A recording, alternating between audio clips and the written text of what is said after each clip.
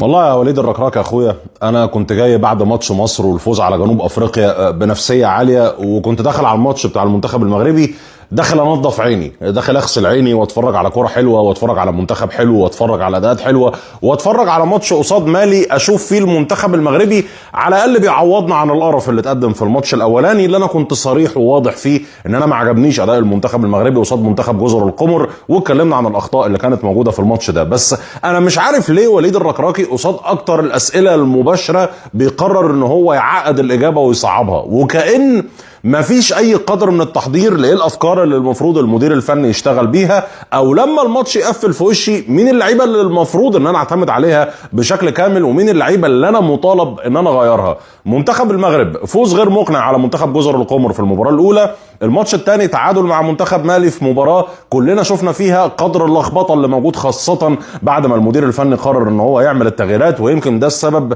ان انا جاي بنبره واضحه من الاول بقول ان منتخب المغرب لحد اللحظه غير مقنع تحت قياده السيد وليد الركراكي في بطوله كاس الامم الافريقيه اللي بتتلعب في المغرب. كل حاجه في المغرب حلوه، التنظيم حلو، الجمهور حلو، الناس حلوه، الشعب حلو، الواجب اللي عملتوه معانا في ماتش مصر وجنوب افريقيا. بصراحه عايز ابدا الفيديو ده باحلى تحيه للشعب المغربي واحلى تحيه للجمهور المغربي اللي ملى المدرجات وحسسنا ان المنتخب المصري بيلعب في بلده وسط جمهوره وعلى ارضه، وكميه حماسه وروح مش طبيعيه حسسنا ان احنا بنتفرج على منتخب مصر بيلعب في استاد القاهره في 2006. فالف الف شكر للشعب المغربي وجمهور المغربي، وكان نفسنا ان احنا نحتفل معاكم بالفوز على مالي، لكن من الواضح ان السيد وليد الركراكي كان عنده افكار اخرى.